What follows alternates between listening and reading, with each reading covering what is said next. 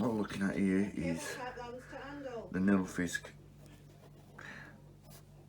quick release probe, 1/4 inch male BSP this end,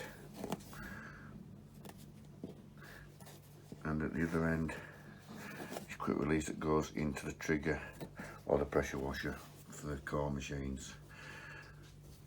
Thank you very much, Q Services. Now we've also, if you notice, you'll see we've put 2 flats on there. Sometimes this part gets stuck in the gun after a period of time, so it helps us to get this out if we ever need to unclip it, having the flat sides on, and also to get hold of it. Thank you very much. Q Services, Qwashers, eBay and YouTube.